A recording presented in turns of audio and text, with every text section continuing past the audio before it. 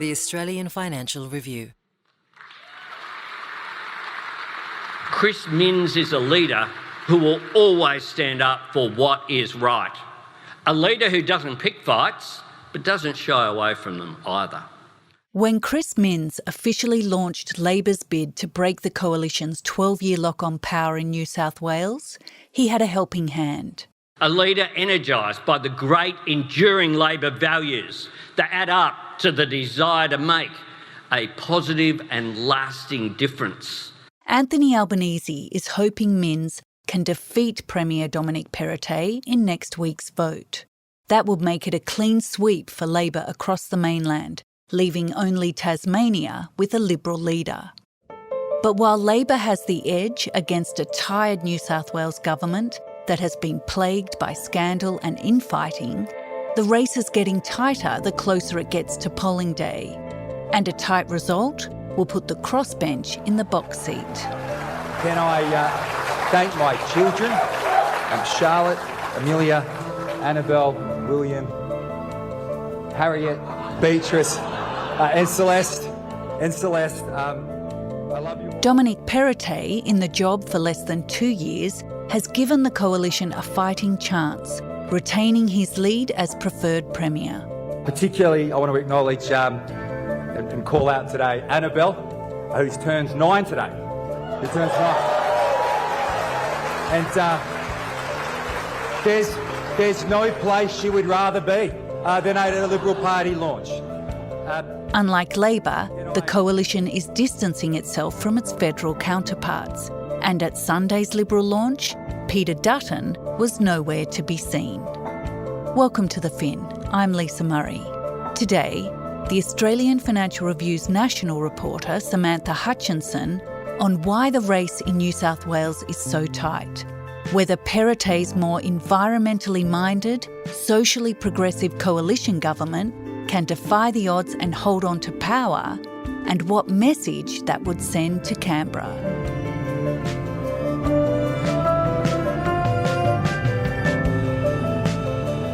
It's Thursday, March 16.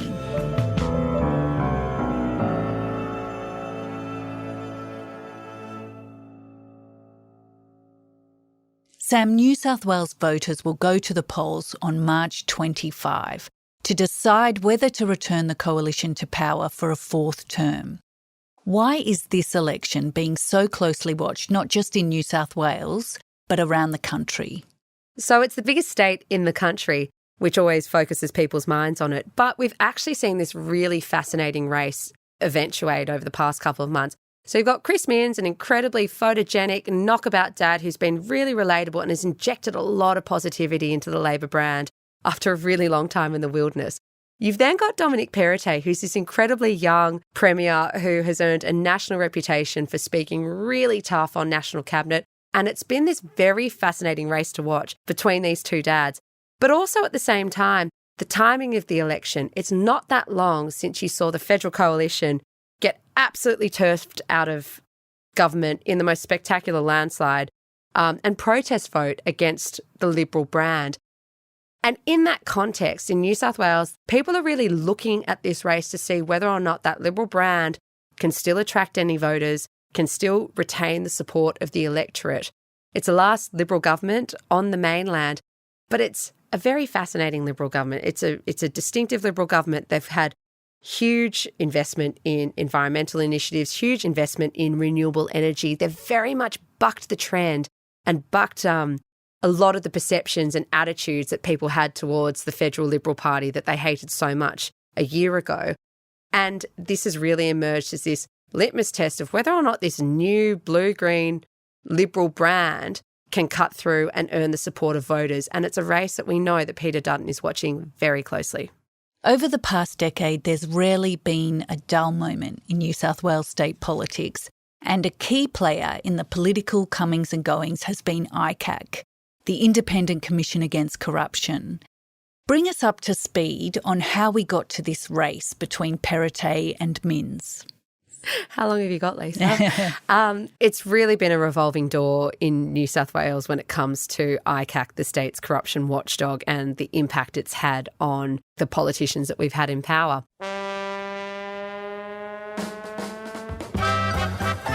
So let's start at the beginning. Labor lost power in 2011 after 16 years in charge and a sea of corruption allegations. Not long after the party, which was then led by Christina Keneally, was defeated with a huge swing against it, you had Labor ministers including Eddie Obeid, Joe Tripodi and Ian MacDonald. They were all investigated by ICAC and found to have acted corruptly. It may go down as the most explosive corruption inquiry heard in New South Wales. The ICAC today accused former Minister Ian MacDonald of providing inside information to his colleague Eddie Obeid. In all, decisions taken or influenced by Ian MacDonald may have enabled Eddie Obeid and his family to acquire profits in the order of $100 million. You had Eddie Obeid and Ian MacDonald actually being sentenced to prison. But then the Libs also had their own ICAC woes. You had former Premier Barry O'Farrell. He resigned after appearing as a witness at an ICAC investigation into Australian water holdings, where it emerged that he had received an expensive bottle of wine. I did not receive a bottle of 1959 Grange. I did not receive that gift, and therefore there was no thank you call. He first denied receiving the $3,000 bottle of Grange before being made aware of the fact that he'd actually received it and sent a thank you note for it. Then in this term of government, you've had former Deputy Premier John Barilaro, who was awarded a US trade position, which was said to have all the hallmarks of a jobs for the boys position.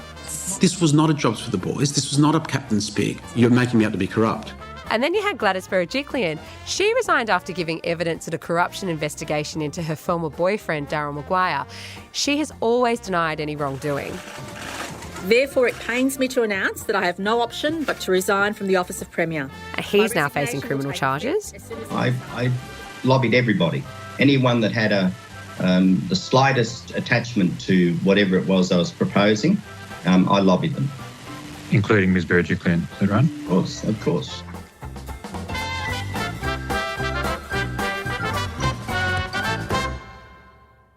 And then beyond ICAC, there have been a whole bunch of other scandals, including, just recently, there's been this sideshow of a parliamentary inquiry into the Hills Shire Council, which has swept up two of Dominic Perrottet's brothers, Jean-Claude and Charlie, and there's been this whole debacle, an international search trying to get these two brothers to appear at the inquiry that they've been refusing to attend. And then you had the revelation that Dominic Perrottet dressed up as a Nazi at his 21st birthday party. At my 21st fancy dress party, I wore a Nazi uniform. I'm deeply ashamed of what I did, and I'm truly sorry for the hurt. Which for some was perceived to have been a potentially mortal blow to his campaign. So, Sam, that revelation came right at the start of this year, and many thought Perrottet would suffer a huge drop in popularity as a result. But it doesn't seem to have happened, and what makes this race interesting is that while the coalition may be perceived as a tired government in power for 12 years, he is actually a relatively fresh leader with less than 2 years as Premier. Tell us about Perrottet.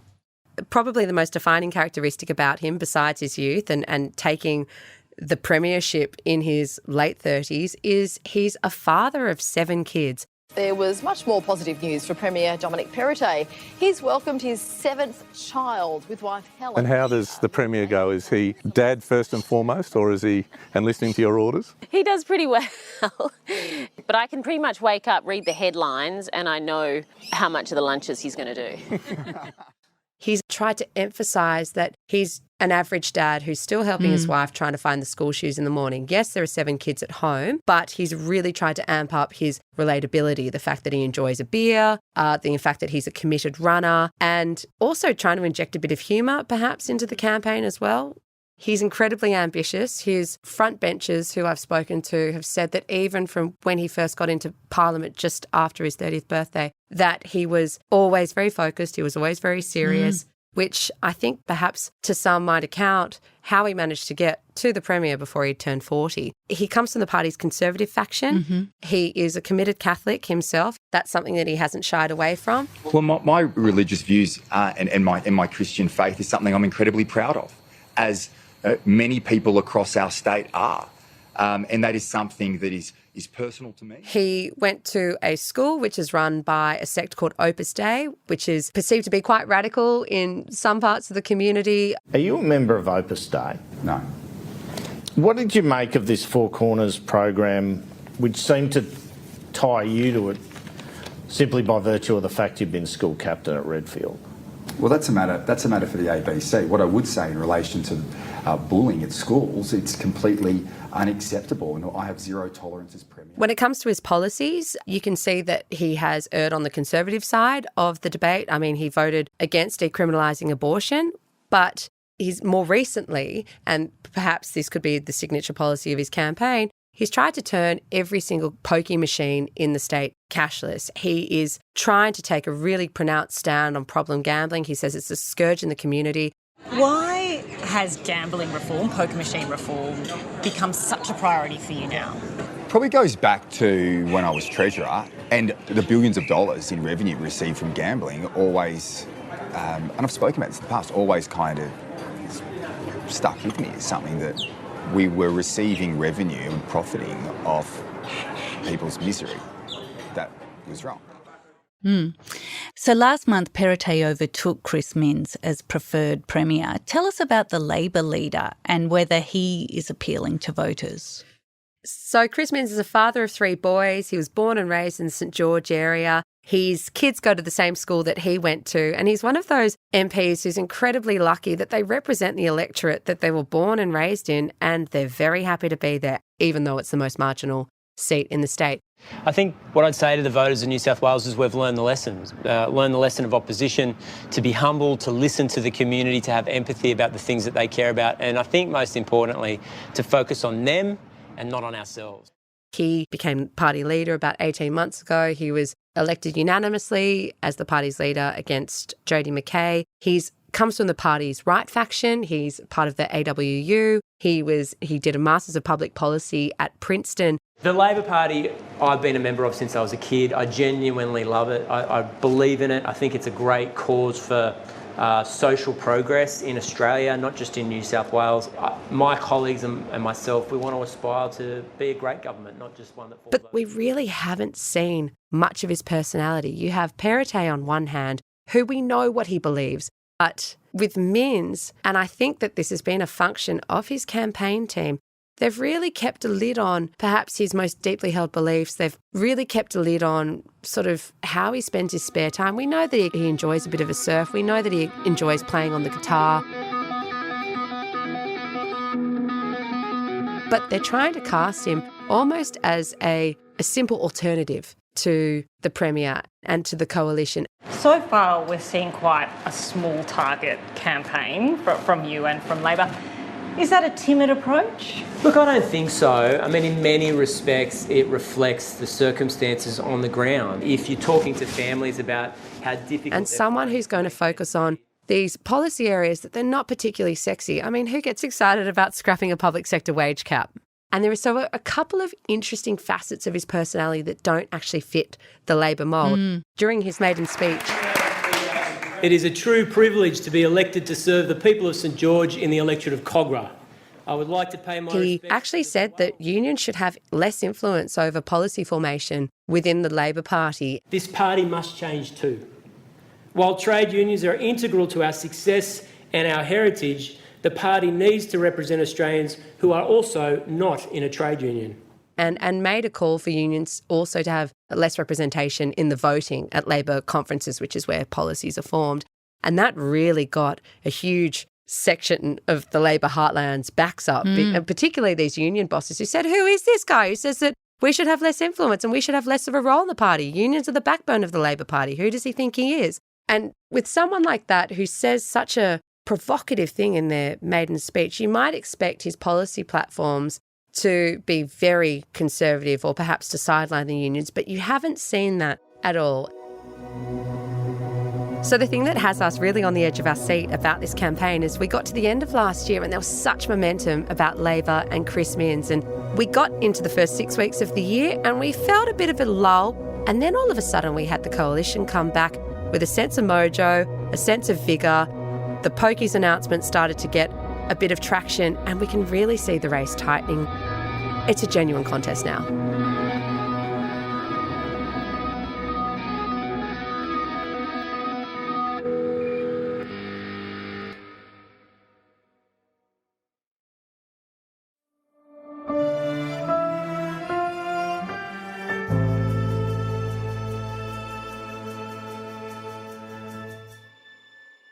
Sam, you've told us about the two leaders. Now tell us what they're promising to do if they get the votes on March 25. How do their policies compare? So on Sunday, I went to the Liberals' launch and Perrottet was very much trying to woo this room with these big-ticket, visionary, ambitious announcements. Pokies reform is just one of them, a proposal to turn every pokie machine in the state cashless. There's also another huge reform tackling stamp duty and giving first home buyers the choice between paying stamp duty or an annual property tax that they say will help first home buyers access the housing market 18 months faster. But then you've got Minns on the other hand, who's really taking a much more cautious and small target approach. So he's refused to go down that reformist path. He's just decided to stick with an existing policy which offers first home buyers a stamp duty exemption, but he's actually expanded it. So he's taken the scheme from $650K up to $800K, and then there are concessional stamp duty rates up to $1 million. And he says that that's the best way to help first home buyers who need help access the housing market. So the probably biggest announcement of the election, which has really defined the race so far, which is Dominic Perrottet's proposal to turn every single poker machine in the state cashless. As the damage bill from gambling, especially in our western suburbs, rises, the Premier is forging ahead with reform. I'm the Premier. I've made my position very clear that change needs to happen, and that's what I'm going to affect. If you want to play the pokies, Dominic Perrottet has pledged you will need a cashless card registered with the government. He says that it's the right thing to do, that it's an anti-money laundering measure that's supported by the police and then the State's Crime Commission as well, and also it'll stamp out problem gambling. It's been a huge affront to the clubs lobby, obviously to the gambling lobby, which have traditionally been huge donors for both political parties. So it has involved some political metal to actually prosecute this policy. The reason why this is such a potent issue in this state is because in New South Wales, we have so many pokie machines that we have the second highest number behind Nevada. So that's the second highest pokie machine capital in the world. But then we waited for Labor to find out what their response would be and whether or not they would match it. After months of pressure, the Labor leader has promised a 1-year mandatory trial of cashless gaming. Now, we believe with 500 machines and $100 million with an independent panel, we can determine, based on evidence, if this will work. They're saying that they want to do a trial to see what the results are first. They said that this is huge reform and you've got to actually find out whether or not it curbs A, money laundering, B, problem gambling first before it becomes this blanket rule throughout the state. That has been cast as really the big moral toss-up of the election. So you could say that the environment has also been a huge theme throughout this election. The Libs' biggest commitments to the environment can really be viewed through the energy lens. They've got very aggressive emissions reductions targets, and they've gone into this campaign really trying to emphasise that track record, which they're confident in their plan, and they've really been trying to emphasise the progress that they've made there relative to a federal government which failed to act on it, and they've been trying to distinguish themselves in that perspective. You've got Labor, which has promised $1 billion to invest in a state-owned energy security commission, which is investing in pumped hydro and batteries, and that's their really big environment offering. And when it comes to cost of living, this has been the giveaway election. We have huge toll relief packages from both parties. You've also had promises of energy rebates. And then on Sunday, his own political future might be in the hands of their parents, but today Dominic Perrottet was only focused on the future of these kids. We had what Perrottet is calling the most significant policy announcement of his career. This investment will change the lives of millions of children across our state forever. Which is a future fund for kids. Well, kids under 10 in New South Wales will be given a nest egg of up to $49,000 if the coalition wins the state election in 2 weeks. They're promising to create a trust account for every single child in the state under 10, seeded with $400 of government's money. And they are encouraging parents or guardians to chip cash into this account, and the government will match every dollar up to $400 a year. And the coalition's plan is by the time a kid turns 18, that there should be at least $28,500 in it if parents are putting in that $400 each year, which has been matched by the government. But if parents put in that maximum contribution of $1,000 a year, matched by $400 from the government, they'll have just shy of $50,000. And there are strict caveats on what the cash can be used for. Education, HECS fees is one thing, or a housing deposit, and that's it. And this idea is really designed to give kids a financial head start and trying to even out this sense of housing inequality or education inequality that has really come to the front of voters' minds at the moment. Labor hates this idea. I think a lot of families that may have 3 children would be thinking to themselves this morning, I don't have a spare $3,000 to invest in a fund. They say that it benefits the people who least need it. And also they're pointing out that this is just another government cash splash. It's going to cost $850 million over 4 years, and they're saying the money can be used for much better initiatives.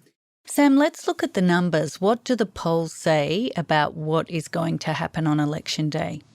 So as it stands, you've got Labor ahead in the polls. On a two-party preferred basis, they're polling 53% to the Libs or the Coalition, who are on 47%.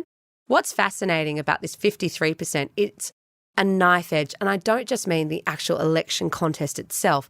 Labor has to win 9 seats in order to make a majority. At 53%, there's no guarantee that they're actually going to be able to win those 9 seats. From 53% downwards, that's what you call really perilous territory, where they'll be relying on crossbenchers potentially to make up a minority government. The Coalition at the moment, which has 45 seats in the 93-seat lower house, they're in minority government. Being in minority for them really feels like their strong suit. So even if they get a slight improvement in their two-party preferred vote, they actually think that they've got a shot of forming government if it's a hung parliament. But a really good person to talk to on the numbers is Freshwater Strategies Director Mike Turner, who the Australian Financial Review has been working really closely with in the lead up to the election following the numbers. Great, let's do that. Mike, thanks so much for coming in. Pleasure. So we're getting closer to D-Day. Talk us through the numbers. How is the race looking a bit over a week out from polling day? Well, heading into the election, the Coalition are trailing. They are down around 4 or 5 points on what they achieved in 2019. This will mean that the Coalition end up slipping out of majority government and possibly out of government altogether, with Labor leading on about 53% of the two-party preferred at this time, according to the AFR Freshwater Strategy poll.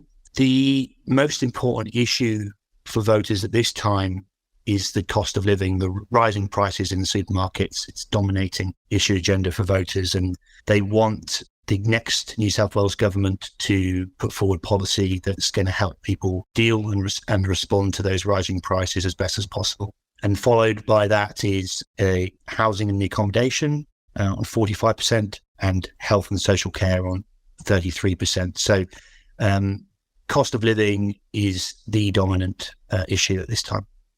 What about the other issues that have come up in the election, like poker machine reform and stamp duty? Is that registering in what's motivating voters? Yeah, so certainly the stamp duty policy has been fairly popular with voters. It's seen as a useful and clever way to help people get onto the housing ladder. And it's the sort of thing that both parents and first-time buyers have responded well to. Regarding poker machines, our data suggests that it's not really an important topic at all with voters directly. I think it's being used more of a proof point for the Coalition to essentially signal to voters that the Premier is willing to be able to make the right or tough decisions when needed. Do you think that's part of the reason that the race has tightened since last October? Because you'd have to say that 6 months ago, Labor looked like it was in a really strong position. Well, one way in which the race has tightened has been possibly the transformation of Dominic Perrottet's public image in New South Wales. His favourability with voters over the last 4 to 5 months has changed dramatically. He's lifted his net favourability with voters by 12 points, and now leapfrogging Chris Minns, who's on +9. He's on +14 with voters. He's also leapfrogged Chris Minns in terms of his preferred Premier rating. He's now got a 12-point lead on Chris Minns in terms of who voters would prefer to be Premier of New South Wales. So these are what we call leading indicators in public opinion polling. And they're the first things that move before people end up changing their vote, and they're the things you'd expect to see move. So you're looking at the numbers every day. What do you think is the most likely outcome? Well, at this time, I would certainly say that we're on for Labour minority government, according to the current polls. It's not just our poll, their far, but pretty much every other poll is putting Labour ahead, but not with enough of the vote share to form a majority government outright. It's not to say that things can't change in the next week or so, but there's going to have to be some big changes if Labour are to get enough momentum to get over the line with the majority.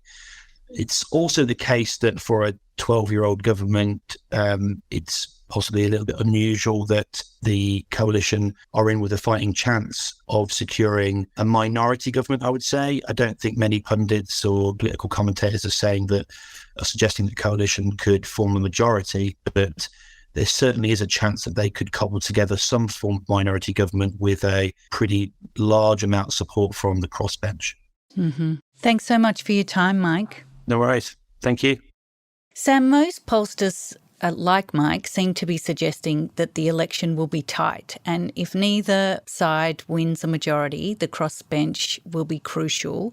Tell us about these potential kingmakers and how they could affect the election outcome. The really interesting thing about the New South Wales Parliament, the lower house, is that there are 9 crossbenchers, which mean that as we anticipate that we're headed for a minority government, it's those 9 people that become really, really important. And that's 9 genuine independents with 3 Greens on top of that. So you add those together, that's 12, that's a big rump. It's more than 10% of a 93-seat lower house, which is up for grabs. You've got One Nation that at one point of the election campaign we expected to be fielding a lot of candidates, as many as 22 seats. The writs were issued, the final candidate nominations were in, and they're only running in 17 seats. And this has been really discombobulating for a lot of pollsters because we were anticipating them to run in seats where they were actually attracting quite a big proportion of the vote, between 10 and 15%. So that vote is now up for grabs. And again, in New South Wales, you also have a Teal challenge. So Climate 200 is backing independents across 5 seats. I think they've learnt lessons from their Victorian campaign where the issues that they ran on, which we saw at that successful federal campaign, such as the environment, integrity, and also female representation, we've seen those issues change a bit in New South Wales, and they're focusing a lot on local development. They're also focusing on environmental projects within the state. So the Narrabri Gas Project is one of their key issues. Koala protections is one of their key issues. Again, a big issue in the state. But the reason why you haven't seen as much of the Teals in this campaign as perhaps you saw at the federal election is because we've got really strict state-based spending caps, which limit the amount that an independent candidate can spend on their campaign, and caps at under $150,000, which is basically nothing. And they've really struggled against that. Even so, they've got very deep community networks, which were first mobilised during that federal campaign in 2022. But some of the issues that they're running on perhaps won't be as effective at that state-based level against a blue-green Liberal campaign machine. The Liberals have been very effective with emissions reduction targets. They've been very effective spelling out their renewable energy transition plan. And I think that this election will very much be a test of whether or not that modern Liberal ideology, which says that we can invest a lot of cash in renewable energy, whether or not that is effective in neutralising that Teal threat or not. So, Sam, if Labor wins, you've talked a lot about this small target strategy that Chris Minns is running. He just wants to be seen as a credible alternative. If there is the first change of government in 12 years, will there be big changes? And do you think Minns will be a consequential leader? It will be a watershed moment if Labor wins. Chris Minns so far has tried very hard to sort of tone down any big ambitions for the state of a Labor government that's going to come in and will be transformative and will turn the status quo on its head. That's not what they're promising. And we saw that blueprint playing out in Anthony Albanese's federal campaign. But as we've seen at the federal level, where we had Albo, who prosecuted this very small target policy, but then has actually got into Parliament, and we've seen, again, some quite transformative revolutionary changes, a basic rewriting of the industrial relations landscape. You've got Jim Chalmers talking about this new capitalism, and also with these super changes that we've seen in the past 2 weeks. I think there is scope for this state-based Labor government perhaps to get in the job and then really stamp their vision across the state, but that won't happen immediately. It will take some time. We already know that we've got an infrastructure pipeline that's still baked in over the next 4 years, so we'll see Labor continue that pipeline. But when it comes to any of the big reforms, I think it's going to take a bit of time to get bedded in before they really put their stamp on the state. And of course, if Labor does win, it will leave Tasmania as the last remaining Liberal state.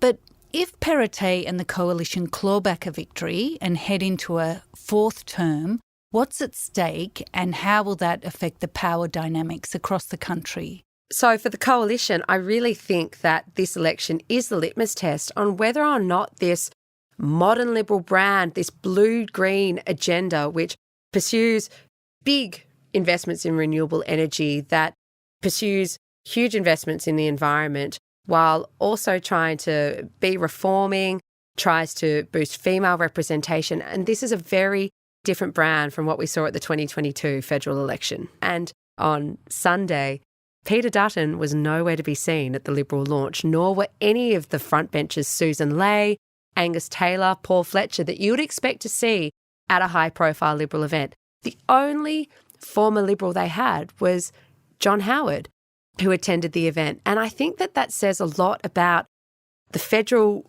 Liberal Party's scepticism, or perhaps they're just allowing these Liberals to test the theory, to test the idea that this could be the model that the electorate wants.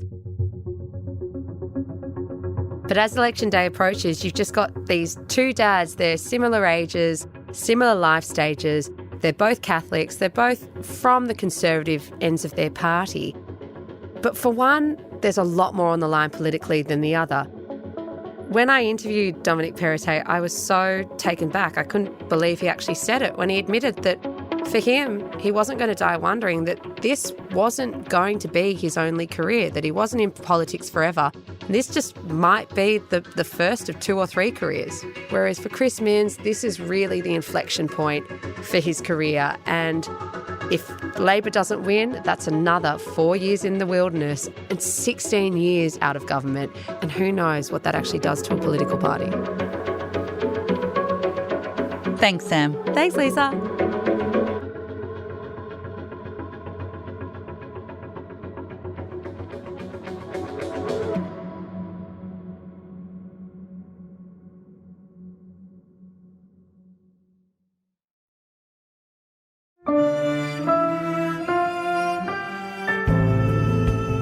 Here's the other big stories we're covering this week. Australia will spend up to $368 billion over the next 3 decades to buy a fleet of 8 nuclear-powered submarines, combining with the US and Britain. The move has been criticised by China, despite Canberra's assurances it is aimed at preserving regional peace and prosperity. And Australia's regulators say the country's financial system remains strongly capitalised and highly liquid, following the dramatic collapse of US lender Silicon Valley Bank. APRA, ASIC, Treasury and the Reserve Bank said they would continue to monitor the fallout from the collapse, which has rocked banking stocks around the world. Meanwhile, GPT-4 has arrived. Research lab OpenAI has launched its latest version of ChatGPT, the experimental chatbot that sent the world into a spin earlier this year. GPT-4 can perform well on academic tests and answer questions based not just on text prompts, but also on the contents of a photograph. Thank you for listening to The Fin. I'm Lisa Murray, with Samantha Hutchinson reporting today. The Fin is produced by Alex Gow and Lap Fan. Fiona Buffini is the executive producer. Our theme is by Alex Gow. If you like the show and want to hear more, follow us wherever you get your podcasts and consider rating and reviewing us as it helps others find us. For more stories about markets, business and power, subscribe to The Financial Review at afr.com/subscribe. See you next week.